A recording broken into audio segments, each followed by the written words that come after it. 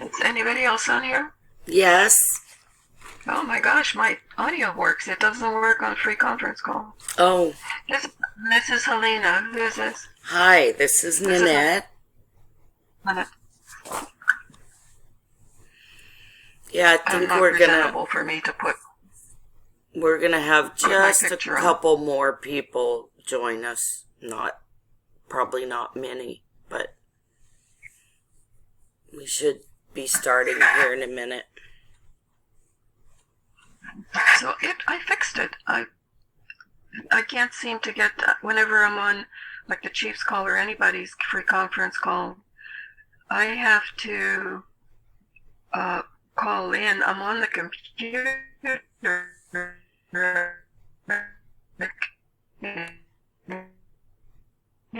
Hear everybody, but they can't hear me.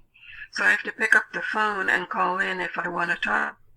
And there's no, I was able to click a few things, and here you can hear me on the computer. So anyway, so. Well, it Great. was going in and out just now. It was having some problems. Your audio? Oh, my audio. Yeah, I it don't was. know. Well, I couldn't talk before at all. I'm just tickled that all of a sudden I can talk. Well, good. Good. Is there a way to mute myself so if I'm typing I'm not disturbing anybody on Zoom? Yeah, in the chat you'll see a little microphone and a camera, which you can turn your microphone and your camera on and off from there. Okay, I see that. I thought maybe I would mute you also, but I don't. Okay, No. got it. Thank you. Mm-hmm. Okay, I'll go ahead and mute myself. Thanks. Mm-hmm.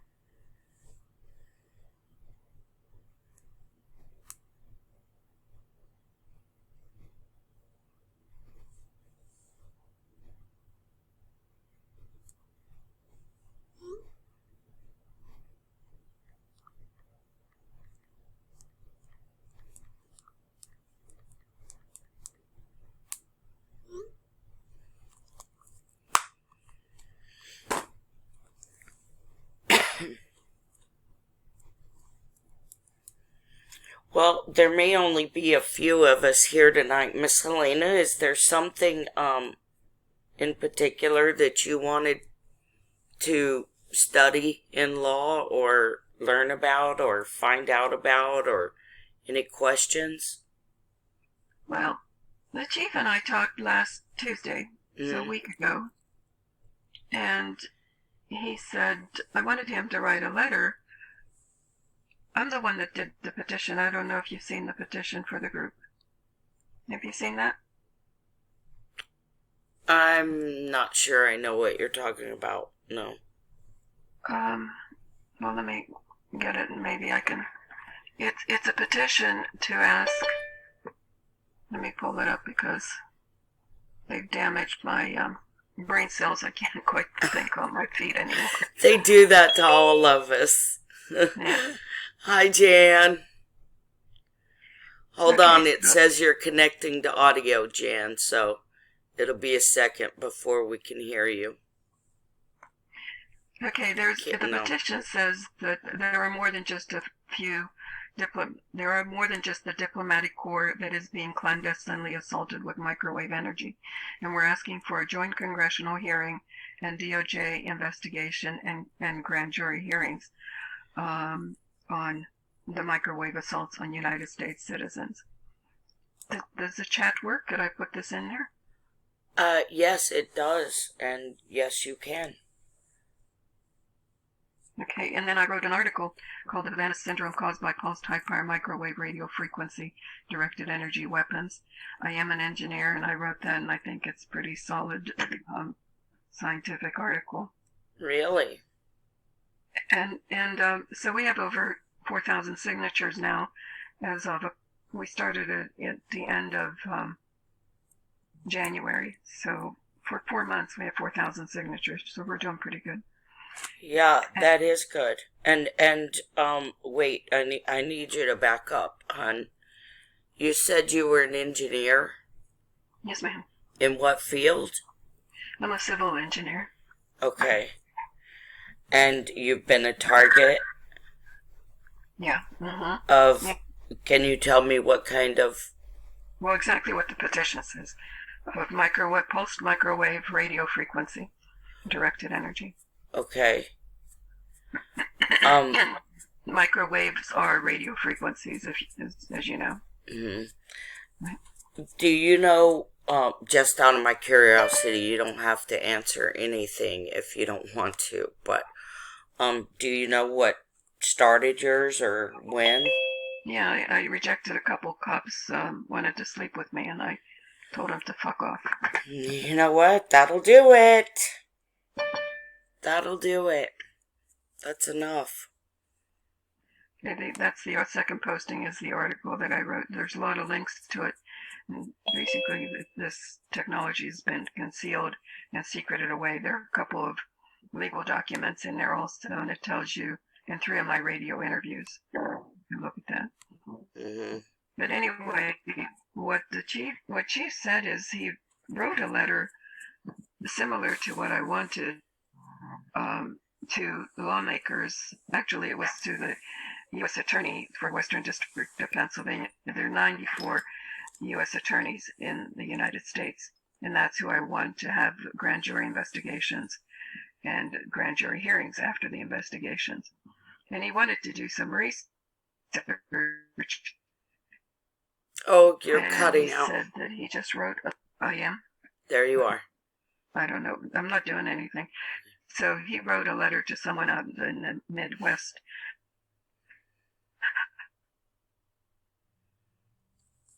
Hello? We lost her again. Recently, and I said, can you hear me now? Yeah, you keep going in it. It's can you hear me kind now? of pretty much whenever you say something important. It's pretty much whenever you say something important is when they cut you out. So well, I finally saw the little thing that flashed up. It says your internet connection is unstable.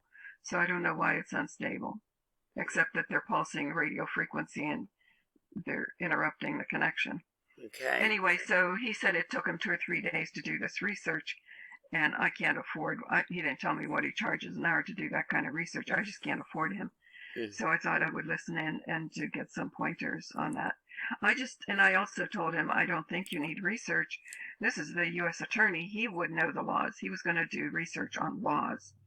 And I kind of objected, which he took exception to, that I said, I don't think you need to tell a U.S. attorney about what laws these people are violating, because they know the laws. And it shouldn't be on my dime that I need to, present it to them on a platter, that this is what is... that this shouldn't be my job. Shouldn't me. I don't have the money to do that. I know, but you still have to, and unfortunately, lots of us that have been doing it still aren't getting much justice. It's hit or miss, kind of. Well, if they don't pay attention to this petition, then I'm going to follow the lawsuit that the Canadians have filed These are the Canadian diplomats who were stationed in Havana, Cuba. When they went back to Canada to their hometowns, respective hometowns, 16 of them, 5 families in all, I think a 6th family joined them, sued their own government saying, listen, it's your fiduciary responsibility to protect us. And furthermore, not only are you not protecting us, you're concealing this information from us. And, they weren't allowed to even come home from work when they were at the Canadian Embassy in Havana. They weren't allowed to come home from work and talk to their family members and their children. They have nosebleeds and were being assaulted with this energy. They weren't allowed to tell them, hey, listen, I found out today in a skiff room, we had this meeting in the skiff room, this really clandestine meeting, so nobody can hear us, and watch our mouths moving, because this technology is a motion sensor. And so they don't hear you. They're lip reading is what they're doing. Anyway, so that's what the skiff room is about. So they weren't allowed to come home and tell their spouses. Two of the diplomats were women. So that when they went home, they couldn't tell their husbands. We were there along with them at the station. There with them just to be there while she was on duty. Nor were they allowed to tell their coworkers, the other people who weren't part of the skiff clandestine meeting, the secret meeting. They weren't allowed to say anything to them. And then whenever they went, they flew. One family flew from Havana to see Dr. Michael Hoffer in Miami, and they contacted the doctor to tell him, could you change the diagnoses? So that's in the lawsuit. It's in that 12-page Havana Syndrome article, the second link that I sent to you. And then there was another incident where most of them, since they weren't getting helpful information from doctors in Canada, they all made appointments at various times. The 6 families made appointments in Philadelphia, Pennsylvania, with the Brain Injury and Repair Center. And while one of the families was there being examined, their State Department called our State Department, and our State Department called Dr. Douglas Smith's clinic, the Philadelphia Brain Injury and Repair Center, and said, don't test the Canadians. And they said, well, we have a family here now. And they said, well, send them home. Tell them to put their pants on and send them home. Tell them to get dressed out of the examining room, send them home.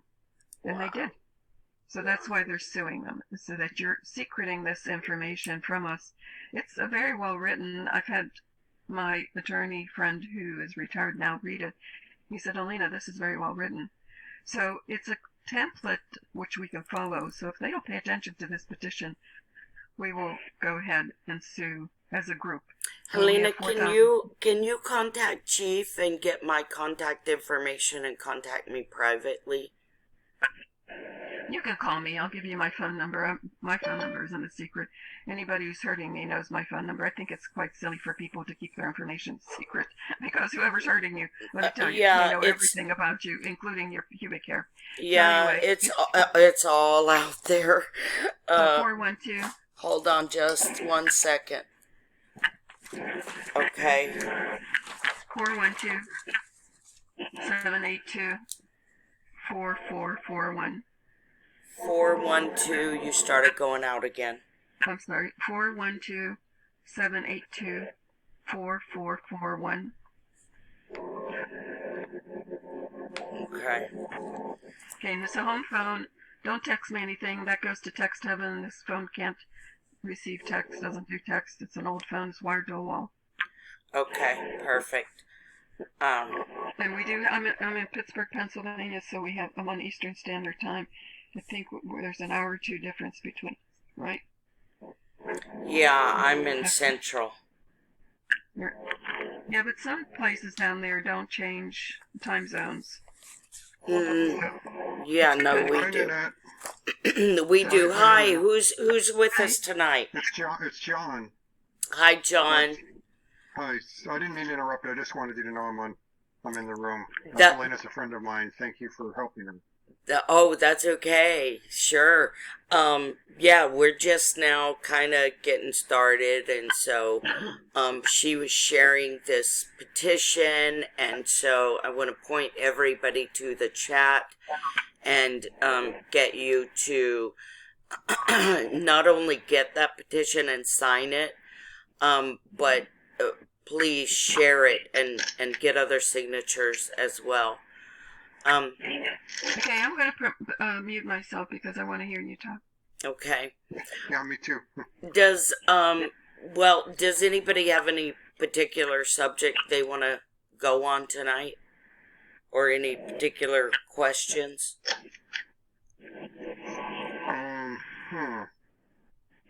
Gosh, I'm trying to think. This, yeah. I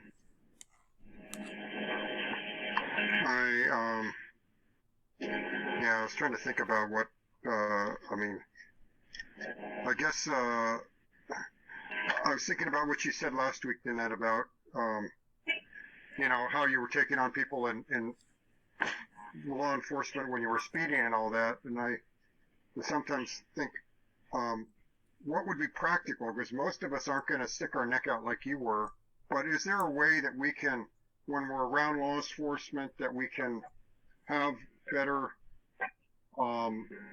control over the conversation? Because they're always trying to direct us and steer us. Is there a way that or language that we can use to help us have better stability in conversation? Is learn the law. Okay. Yeah, I think the first thing is somebody has got some feedback. Somebody's got lots of noise and feedback. Okay, I'm just gonna mute everybody. If you want to unmute, you can unmute yourself, but right now let's mute because we're getting some feedback.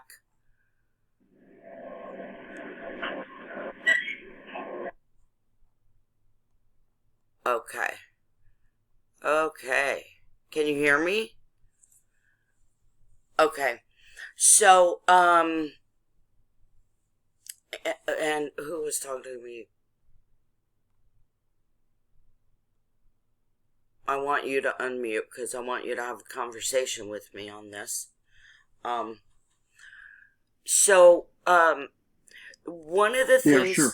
One of the things that you can do, the only thing I know to do, and it does require a little bit of you sticking your neck out, but if we're going to have our freedom, it's going to cost something.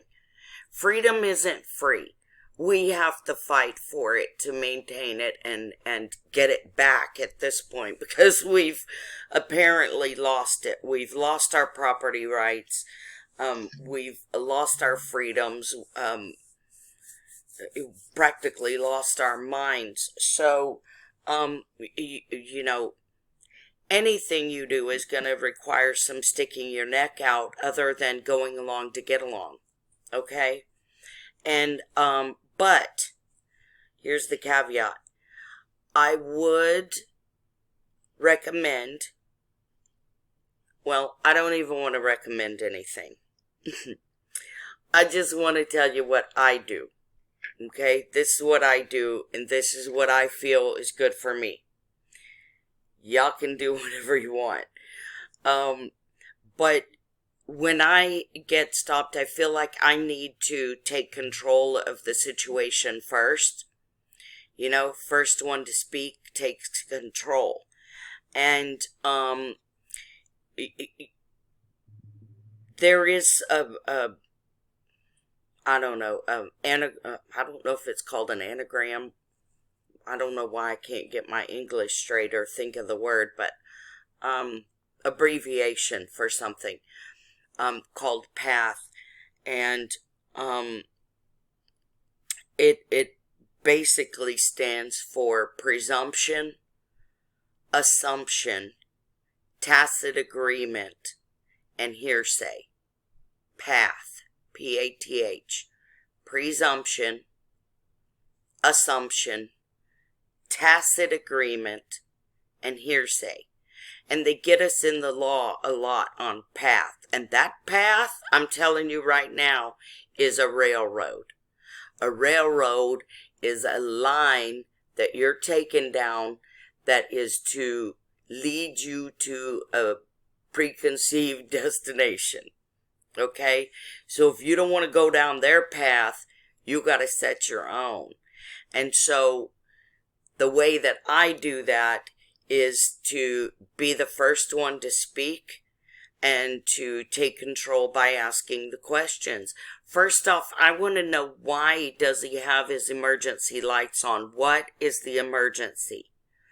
Because running a red light, running a stop sign, speeding, tail lights, all of this traffic stuff they pull you over on is not an emergency. And the law says they can enact their overhead lights in an emergency. Those are emergency lights. So what's the emergency? Creating an emergency where there is none is a felony. So the first thing I ask when they walk up is, what's the emergency? And they'll usually say, you were speeding or you were doing whatever. That's not an emergency. You've enacted your overhead emergency lights, and there is no emergency. And now you're blocking traffic, creating a hazard, and where there was none, what's your probable cause? And of course, they're going to be saying, well, you know, again, I pulled you over for speeding. I need your license, registration, and insurance.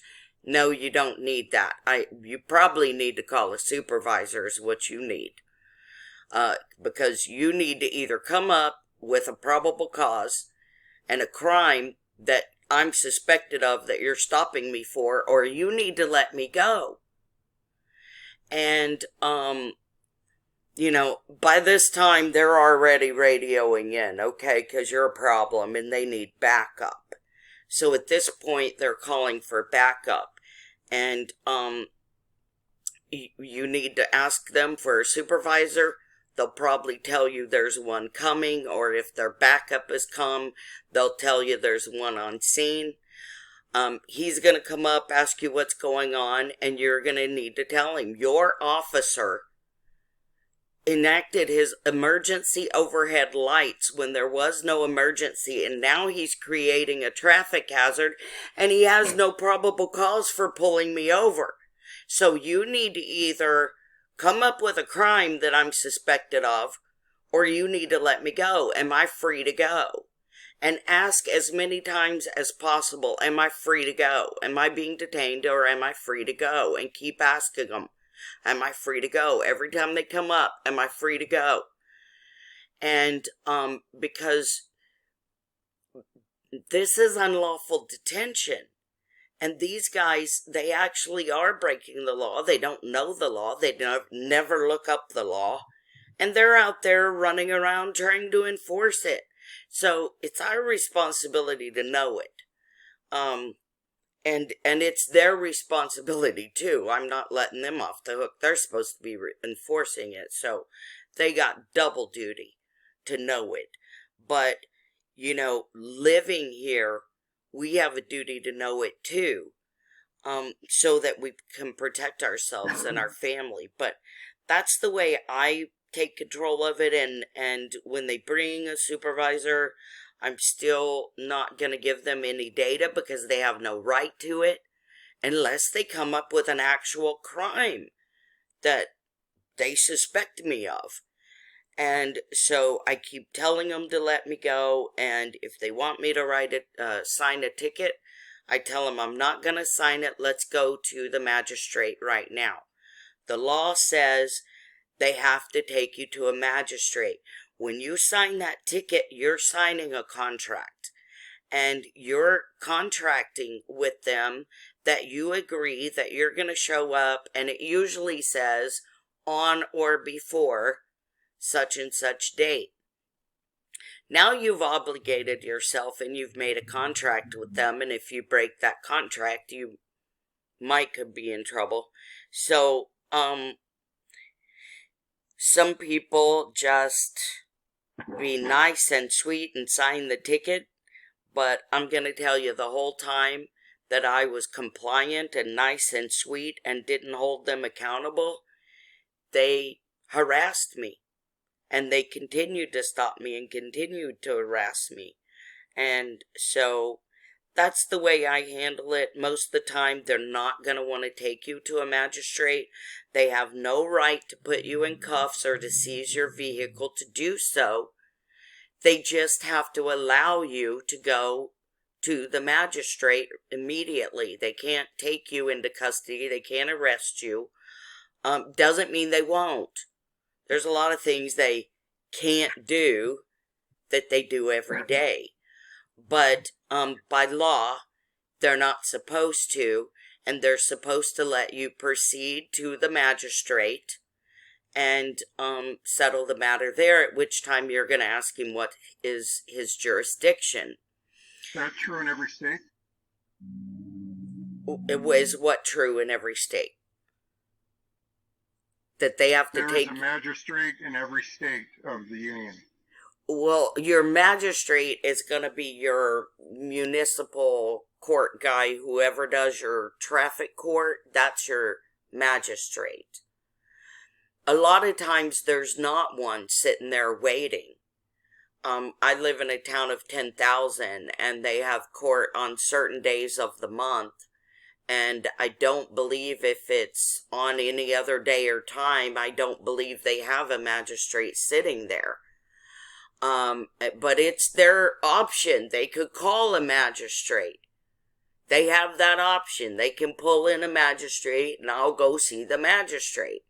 But I have then given them notice and opportunity to cure. I've told them you have no probable cause, you have no cause to arrest me, and I'm happy to go see the magistrate. I'm not going to contract with you and sign your ticket. And they have an option there.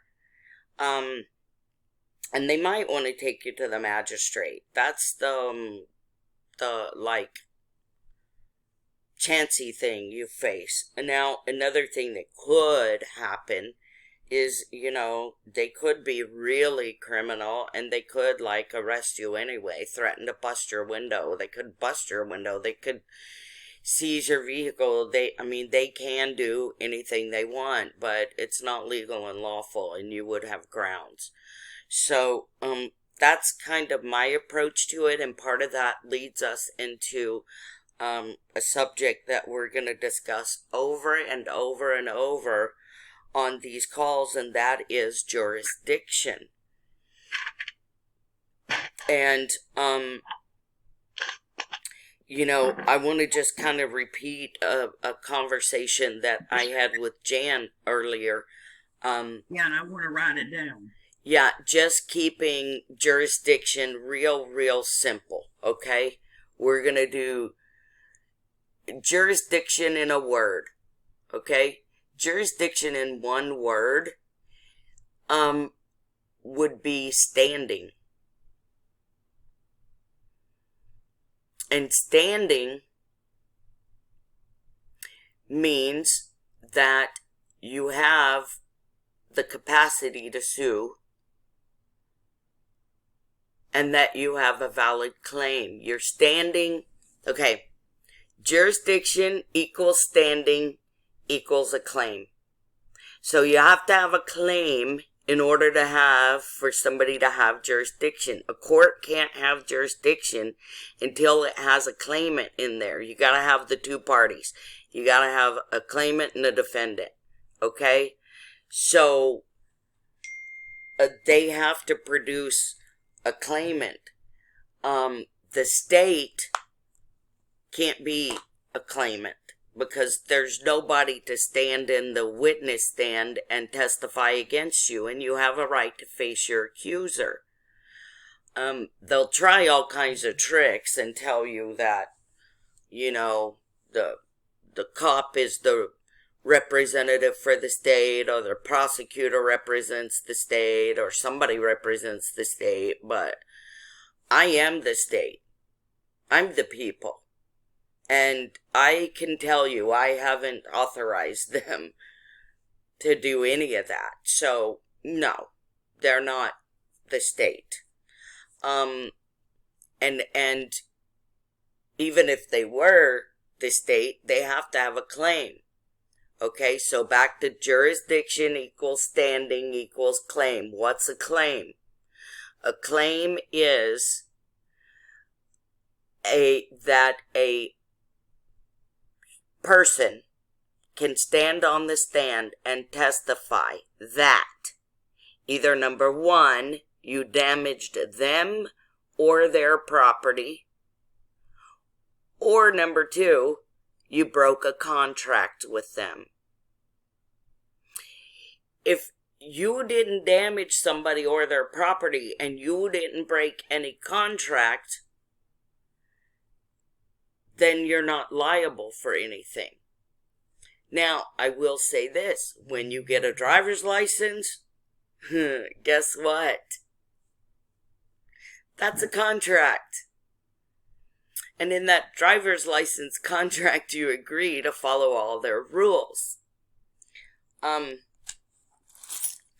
don't have a driver's license. I figured out in my 20s that it was that driver's license that was getting me in a whole lot of trouble. So I just waited for mine to expire and I never renewed it. And that's what I travel on. That right there. Now, in your passport, I don't know if I can read. If y'all were here last week, you know my light broke.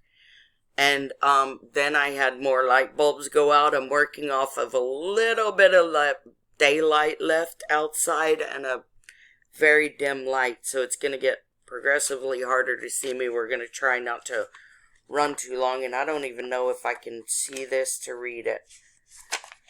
I cannot. But if anybody has a passport, it does say in there that I am free to travel unmolested. Free to travel unmolested.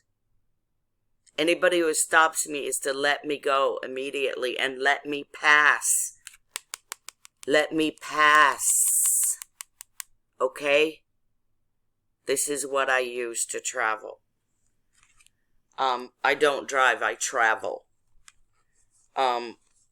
Drive is a legal term they use in their code and whatever.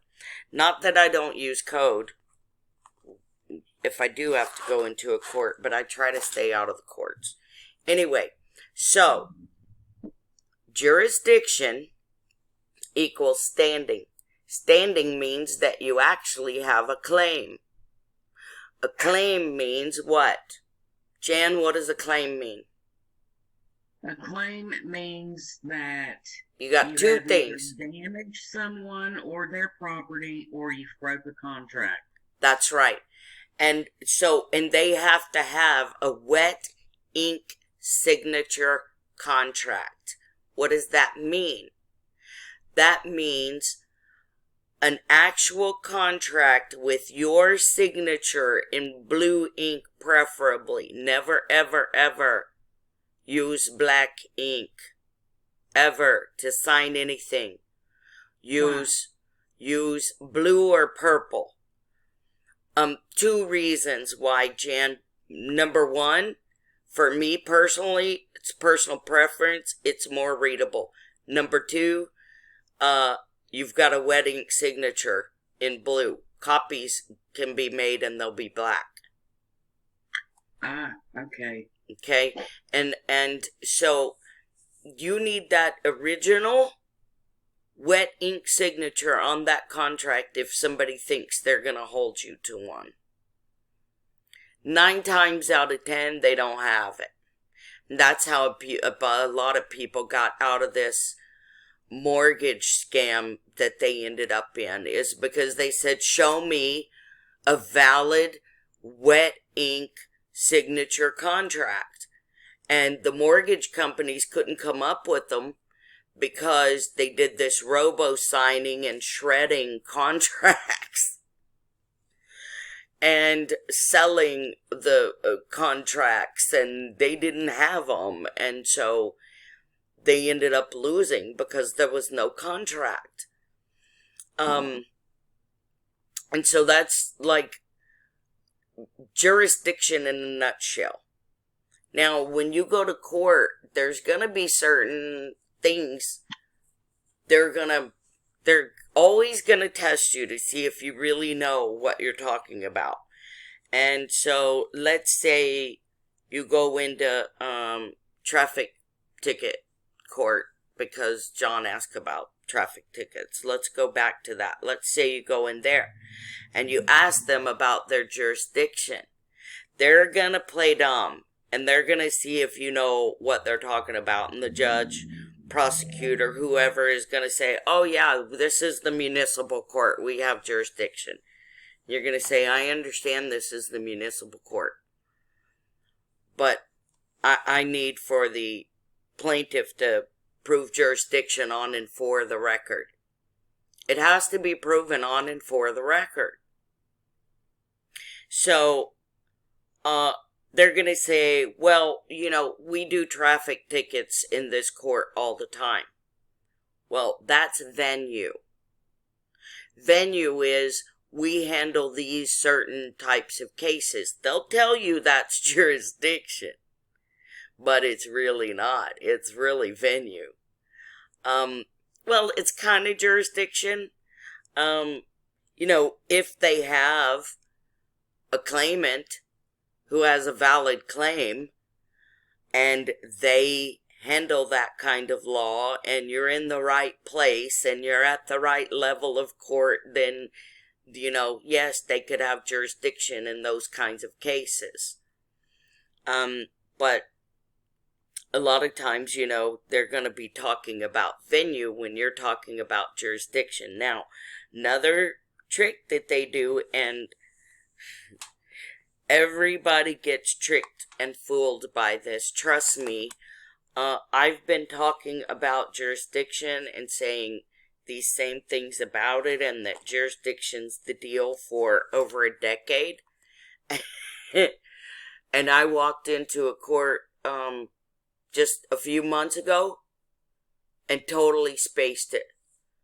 They get you off kilter by saying the most insane, crazy things that make absolutely no sense. And so you end up getting sidetracked and getting, your brains get scrambled. So you gotta practice, and you gotta keep notes. And you gotta follow your notes. And you gotta not let them pass the subject of jurisdiction, because the Supreme Court says, and I'll bring those to the next meeting. I wasn't ready today, I apologize, but there are Supreme Court rulings which I'll be happy to share with you guys in our next meeting that say that, and there's many of them, that say that they cannot proceed once jurisdiction has been challenged. There's lots of Supreme Court rulings that say that they cannot proceed once jurisdiction has been challenged. They can't proceed until it's proven on and for the record. Now, doesn't mean they're not going to anyway.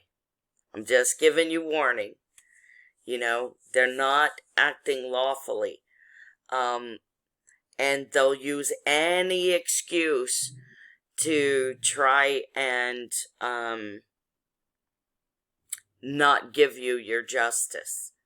So it's going to be up to you to secure it when you go in there. And that means you just got to stand your ground. And you've got to continue on your points and know that you're right. And so that's why next week when we come on, hopefully I'll be a little more prepared. And I'll show you some of those Supreme Court rulings. And basically that's all you're going to say, is that you're challenging the jurisdiction of the court, and until it's proven on and for the record, the court cannot proceed. And they're going to say, no, we have jurisdiction. Okay, do we want to start opening arguments? And you're going to say, no, Your Honor. Jurisdiction has not been proven on and for the record, and I'm afraid I'm going to have to object until jurisdiction is proven on and for the record. And they're going to continue, and you may get into a little power struggle with the judge. But you're going to have to really stand your ground and state your objections at least 3 times. And then that's all you can do. After that, you're going to have to object to everything that they say and do. Don't let any of the prosecution state anything, because they can't state any facts, because they don't have any facts, because they're not a competent witness according to federal rules of evidence. And I said last week I was going to look it up too. It's either 601 or 602. But in the federal rules of evidence, and you'll have those same rules in your local county or state. And it's basically talking about a competent witness. And for somebody to be a competent witness, they have to have first-hand factual knowledge. And 9 times out of 10, nobody in there has first-hand factual knowledge of any facts in a case. Certainly not in the case of a ticket, because first off, you don't have a claimant, so you could never get past jurisdiction anyway. But let's say they blow past it anyway, because they often do, because, that's how they act, right? So let's say they blow past your jurisdictional challenge unlawfully anyway, and they're going to have the cop testify. Well, the cop is a part of the prosecution, so really he can't testify. And unless he has first-hand factual knowledge of you committing a crime, he can't testify anyway. Unless he was there and he saw it, or it was against him, he can't testify. And if it wasn't against him, they have to have the person that it was against. Now, another thing that they will do is that they will try to say, well, the state picked up the charges. Okay, so, this happened to me when I was a teenager. And, you're being stupid, and, we nabbed this guy's car that was sitting there running and went for a quick little joyride, right? And, no damage was done to the car other than, I guess, we might have used 50 cents of gas or something.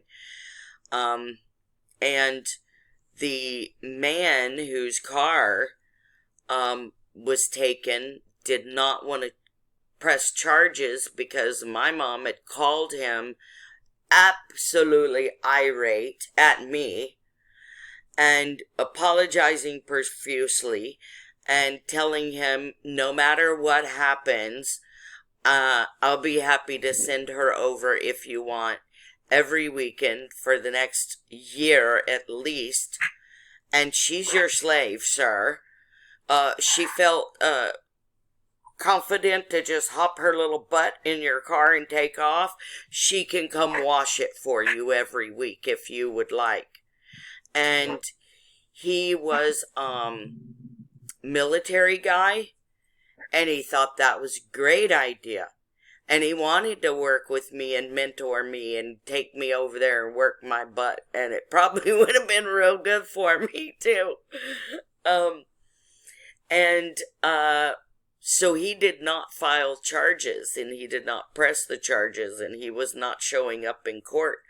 But I was a young kid and didn't know the law, and my parents didn't know the law, and they told me that the state was picking up the charges. Had I known the law, I would have told them put the witness in the witness stand. put the victim in the witness stand because I have a right to face my accuser. And they can't make that man press charges against me. If he wants to work it out with my family where I make amends to him and actually make up the damage for the panic that I caused him, the sheer freak out I caused him, and the 30 minutes or an hour or 2 hours or whatever it was he was without his car, then if he wants me to make amends for that and make up the damage, and I want to make up the damage, and my parents want to make up the damage, that should all be between us. And at that point, the state has nothing to do with it. But because they profit on people going to prison, then they're going to lie to you and they're going to tell you they have jurisdiction and they're going to send you to prison if you don't know better.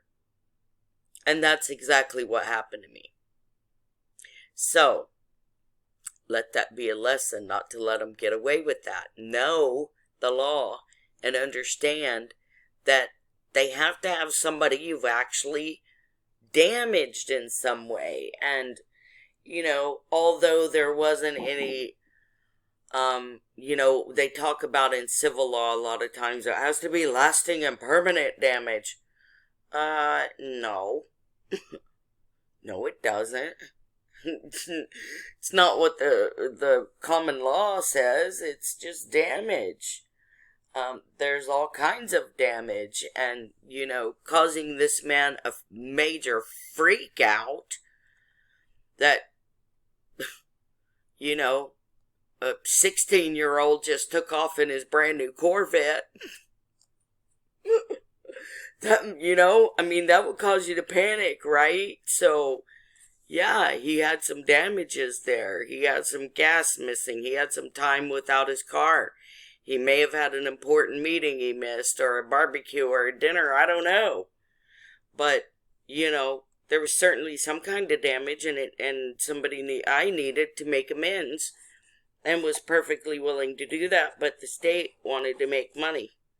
So, they lied and put me in jail and had me and my family known the law.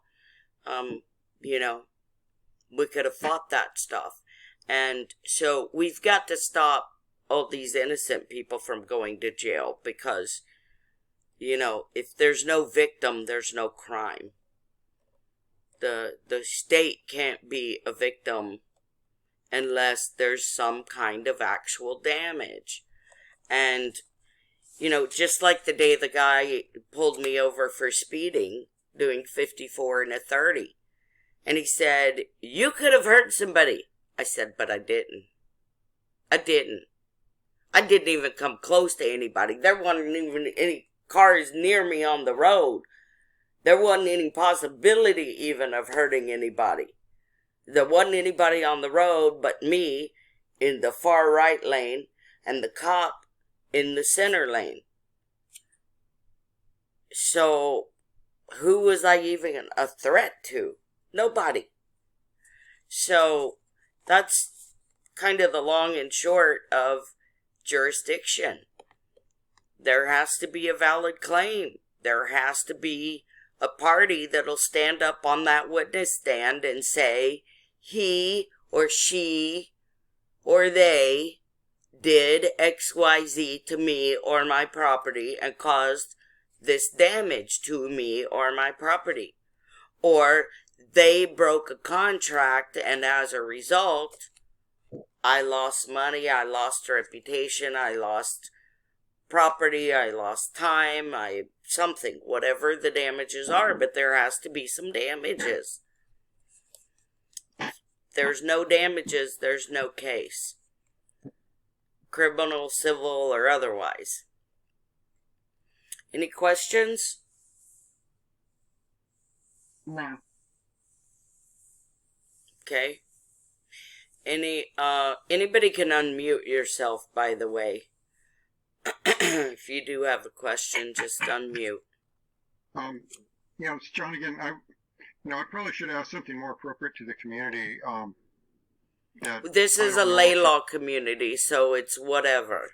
This is America. This is... Okay, great. So, But so something about or a common thing that happens is people that where they might find someone knocking at their door, and it's are you a danger to yourself or others? A mental health call where someone will come up to the door and want to know, are you okay?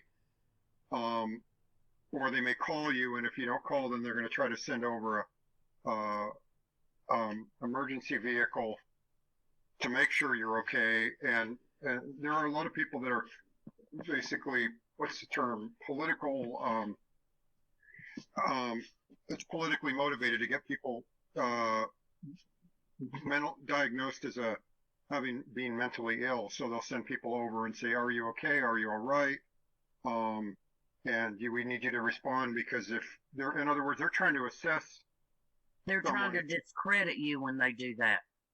That's the point of getting you diagnosed inappropriately, so that they can say, "Oh, well, this person's mentally ill. They don't know what they're talking about." It's a discrediting campaign. Or they're trying to jail you or institutionalize you, or all of the above.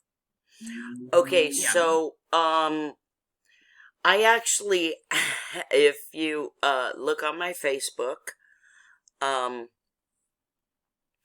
it's Nanette.Carly. And you probably have to scroll down a long ways. But, and I should, you know what? I think it's actually on my YouTube channel too, on Nanette Carly YouTube channel. There's a video. This actually happened to a friend of mine, and the cops wanted to overreact. And they came up to his house with a gun, and he opened the door and saw the cop had his gun, and so he went and got his gun. And the cop asked him to put it down, and he said, "No, I don't think so. If you'll put yours down, I'll put mine down." The cop said, "I can't do that." And he said, "Oh, yeah, me either." And, so they were there for a welfare check, and he told them that he was fine and closed the door. And yes, HJCS, yes. Curbside diagnosis. Mm-hmm. And don't open the door. That's what I do. I don't open the door. And even if they say a warrant, if they actually have a warrant, they're gonna bust the damn door. But a lot of times they say they have one, and they know damn well they don't. But we actually have this situation. He said, "I'm fine. I have a headache. I don't feel good. I'm going to lay down. Please go away."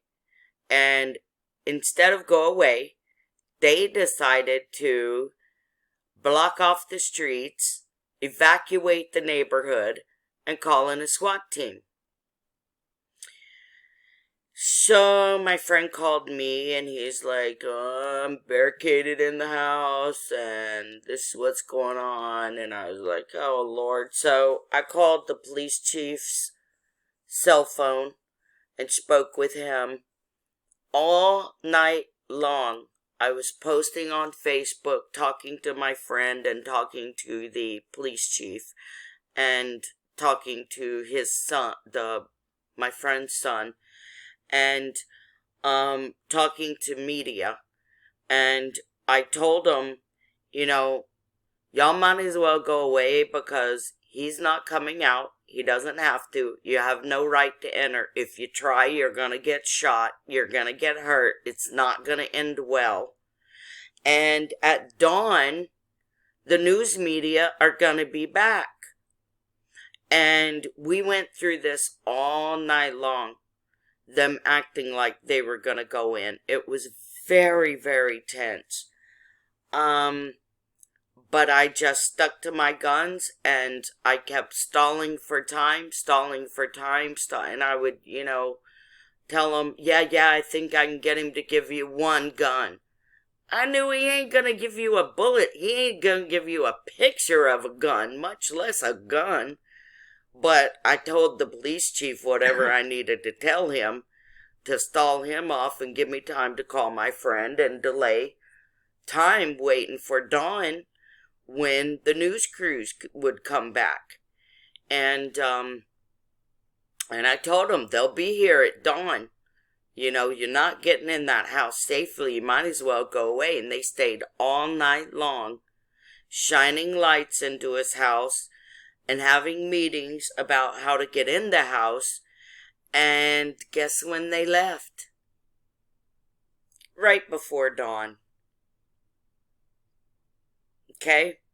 So, I wouldn't open the door. I agree with HJCS1. I would not even open the door. You have no obligation to.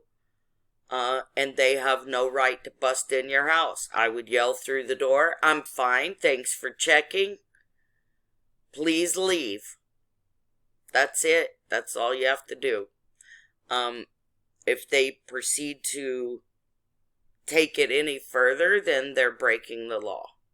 And doesn't mean they won't, but that's the deal, yeah. No, this is Helena. You can call me Helena, not the HACS.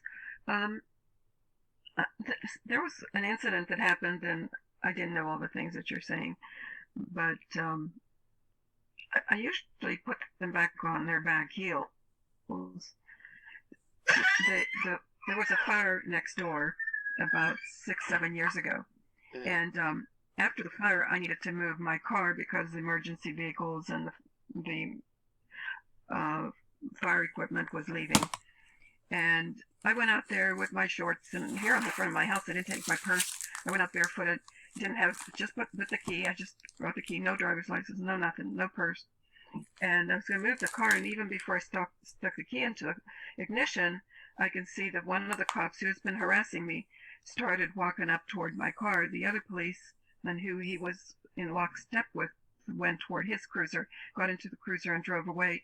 And Officer Gary Kootenays walked up to my car, and I'm just sitting there dumbfounded. What's he coming up here to spend the time of day with me? He's usually bad news. And he says, "You want me to bust your door in?" Bust my window in, as he said. I was shocked. I said, "Is that what you want to see tomorrow morning front page?" And then I said, "What did I do?" And then he didn't answer, but he was calling for backup. Yeah. He said that you're taking photographs of I wasn't taking photographs. I was actually writing license plate numbers down because of all the stuff that was happening to document, see who was around and trying to cross-reference things. And so the police chief shows up from behind me without his cruiser, and I had sort of thought that they were surveilling me. And the only way he could have shown up, because all the police and the fire department was down in front of me, this guy showed up from behind me without his cruiser, without a car. So he could have only come from between two houses that are next to me, and one of the houses was Officer Paul Lord's house, who was retired already. But I've seen Timothy Rodman run between the two cars. Since I knew Gary Kootenays, I didn't ask him for his ID. But when Timothy Rodman came up and he asked me a question, I said, "What's your name? What's your ID?" And of course I had to stop him immediately and give me his name and give me his ID. I said, "Hold on a minute. I need pencil and paper." And by that time he was shining a flashlight into my car. And I swear if I were black they would have shot me, because I started searching underneath the seat and the wheel well, and just searching for a pen to write on. And so I wrote it down, and they just left. Nothing happened. But it really upsets them whenever you kind of ask them another question. Is that, do you want me to bust your... Yes, I would love for you to bust my window in. Yeah. What do you want me to answer you?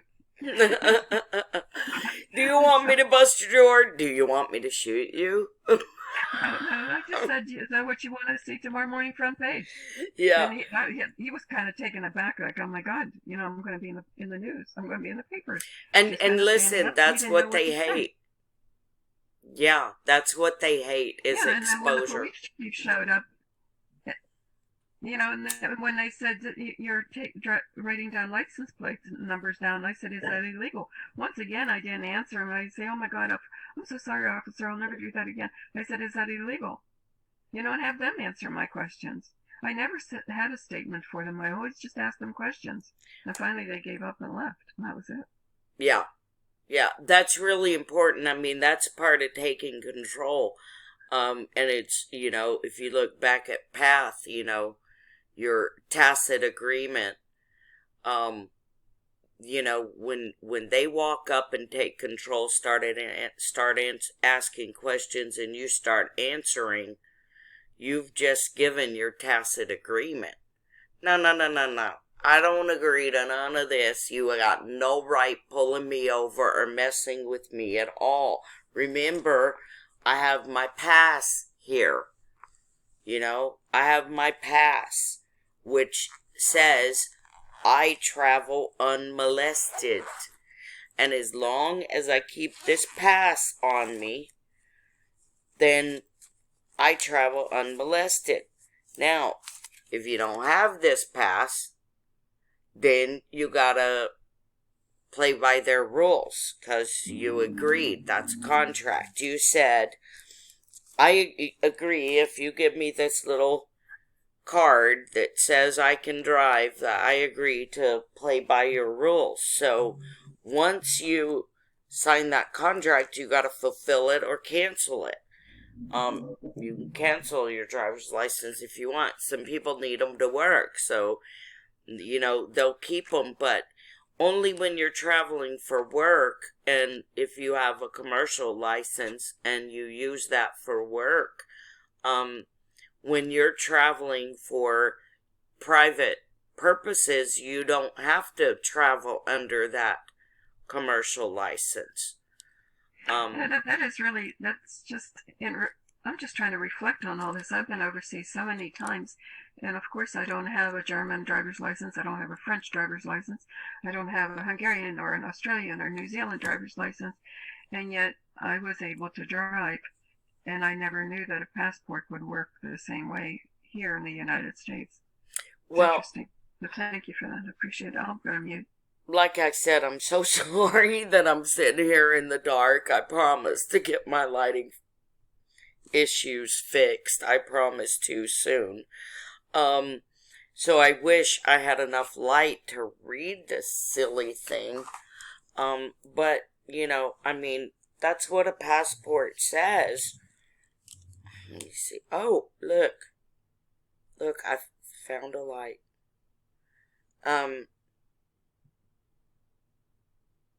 Okay, right on. Okay. Oh, sorry. Okay, so here's your pass, right? You open it. You got the inside cover. And then right here on this page, I'm going to let y'all get a screenshot if you've got tools to do that. But then I'm going to read you this because I just found my handy dandy little light. It says, the Secretary of State of the United States of America hereby requests all whom it may concern to permit the citizen/national. So you don't have to be a citizen to have one of these. You can be a national, which means you're a state citizen, which is what you want to be. We'll talk about that in a later episode and show you all about that, and we'll learn about the difference in a citizen and a national. You want to be a national.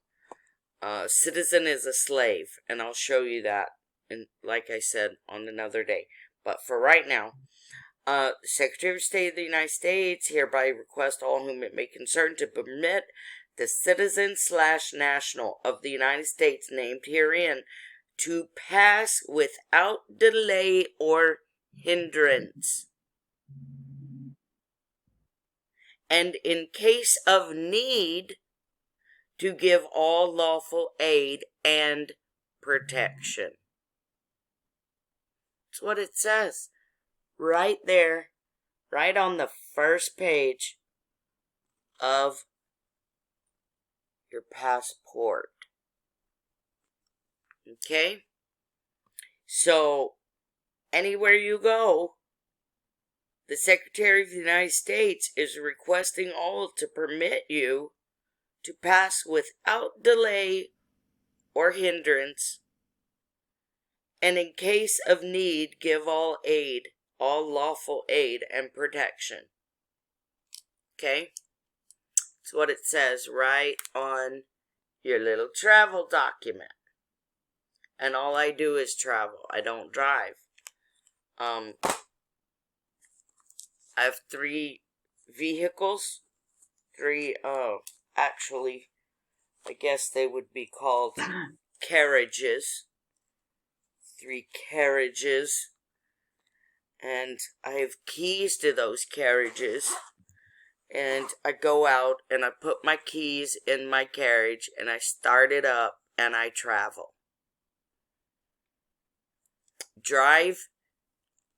Remember, we talked about last week how you have to look up words in law in a legal dictionary because they have different meanings than they have to the broad public. So, things like vehicle, motor vehicle, automobile, drive, travel, all those words have specific meanings. A lot of the law that I'm talking about tonight in regard to traffic has been about jurisdiction, but we could also talk about the actual transportation codes. So where do I get that speed signs and stop signs and warning signs and yield signs and all that doesn't have to do with me? Where do I get that idea? Well, if we go to, let's see if I can do it. Okay, I promise to get better at Zoom. I promise to get better at Zoom too as we go along. I'll make sure next week my documents are pulled up too so I can get to them easily. And learn how to share screen quickly so it'll go smoother. But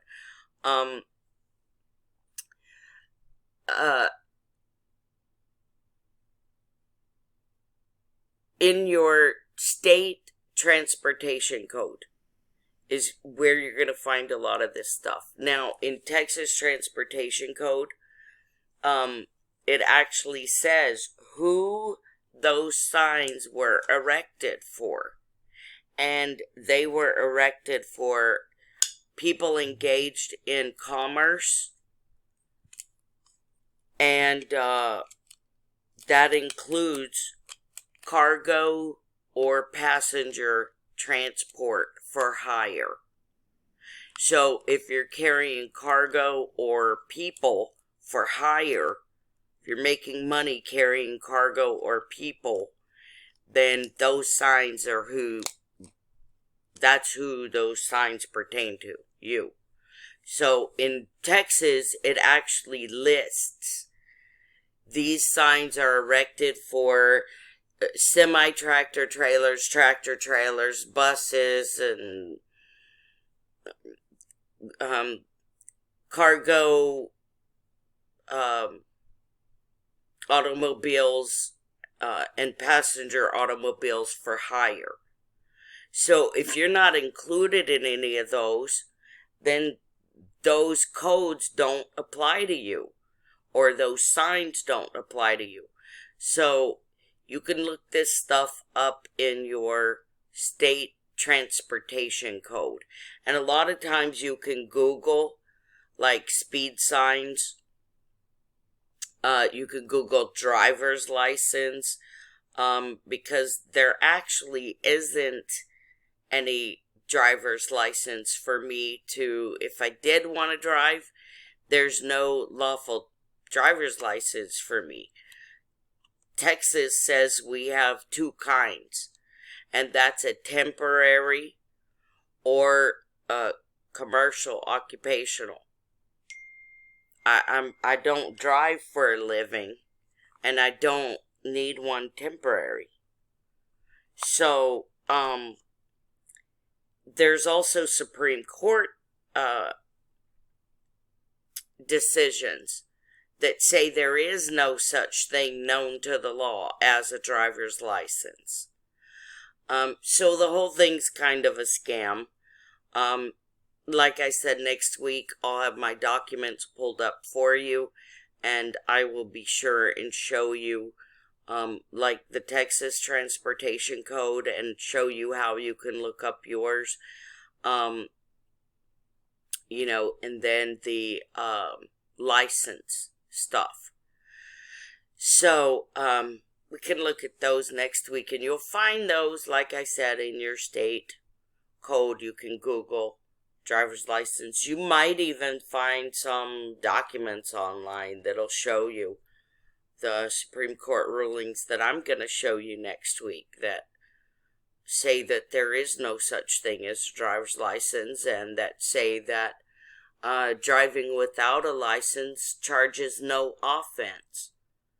So we have these Supreme Court rulings, we just have to know about them.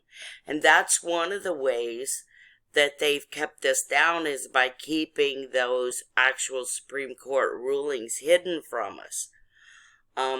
You know, you can access them through the PACER system, but it costs lots and lots of money to download those documents through the PACER system. And that's one of the things we do have to change in this country, is to make open access really open. Because we should have access to our law. It is public law. It is public. It is for us. And we should have access to it. So, anyway, lots of very diligent, wonderful people have found a lot of these Supreme Court rulings and have made them available to us. And so we'll be sharing those with you. And, you know, so that you can look them up. Even if you want to look them up on PACER, if you have the ruling and the holding, then you're only looking at maybe a few pages or something. And so that's not so bad. But if you have to go digging through stuff to find stuff, that's when it really gets expensive. So, we'll be sharing some of that stuff with you, but yeah, a lot of the stuff that we think is law just isn't, and there is law already, you know, on the books about it, or it falls under common law, which is you have to have a valid claim. You know, you have to have jurisdiction, you have to prove it on and for the record. So, aside from the jurisdiction issue, if somehow that escapes you, although it never ever should, you know, there are the codes. I do think you need to know them, because you're going to encounter people who are trying to enforce the codes, and a lot of times they don't even know what the codes say, or what they are, or who they apply to. But a lot of times they don't even apply to you, and these people think they do. So it does good to read it for yourself, and to clear your words in a legal dictionary as well. Not just a regular dictionary. Did I answer the question, like, way more than enough?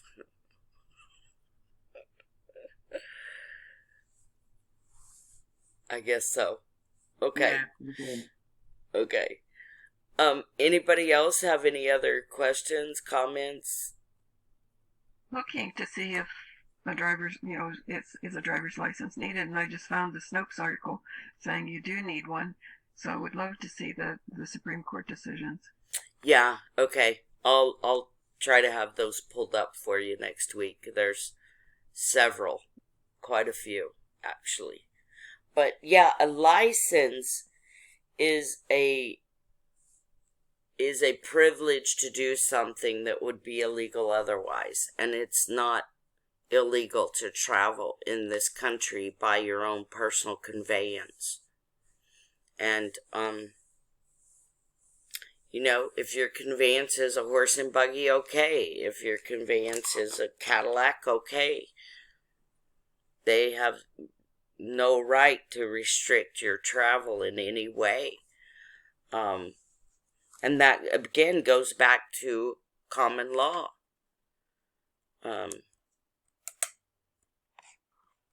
So, yeah, I'll be sure and have those next week. Anybody else? Questions, comments, subjects you want to look into? Okay, well, I've kind of lost my daylight here. I don't have a lighted keyboard, so I'm having real trouble operating my computer, and I still haven't got totally familiar with Zoom yet, so I have to apologize for all of that stuff. I promise I will get better. And so next week we'll have some of those documents, and we'll go over some other stuff that maybe we didn't get too much into this week. I know there was something I said earlier that maybe we can go over that next week, and now I can't remember what it was. Probably need to get somebody to help me take notes so I can have my homework.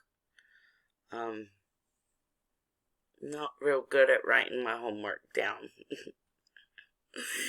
If I have a list and I remember it, I'll do it, but I will have those for you guys next week.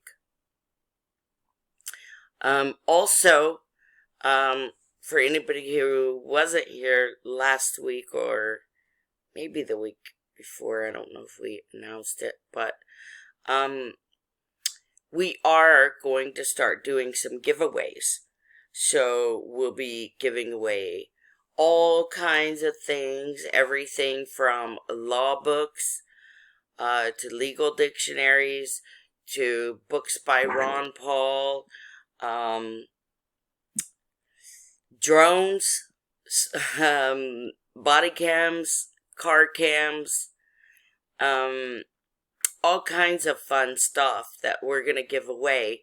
But what we need to do is get the viewership up. Make it worth it for me, guys, and I'll make sure that we try to give treats away, you know, like once a month or when we reach goal marks on, you know, how many people we get coming in or something like that. And I think it'll be a lot of fun to do a giveaway when we have these meetings. So please, every week it will be same meeting ID, same time, Tuesday nights, 7 Central, and invite your friends, and then we'll start doing some of those giveaways and sharing documents. Again, Snopes, don't ever trust Snopes. Snopes is, no. No, Snopes is no more. They were good for about a half a minute to get people to think they knew something, but then all the ugly truth came out, and Snopes is not reliable info. And come back next week and I'll prove that to you, okay? So we've gone over an hour, and as you see, I've completely lost my light here. And so if nobody has anything else, we'll go ahead and end off. Please invite back some friends next week where we'll look at some documents and go over even more stuff. Okay? Questions, Thank you so comments? much. Thank you for your help. You're very welcome. Anything I can do with this is what's going to solve our problem is education. We gotta stop wasting our time making new laws. What we have to do is get the laws that we have enforced. And the way we're gonna do that is by having an educated public. So, let's get educated and be able to defend ourselves and stand up for our rights. Okay.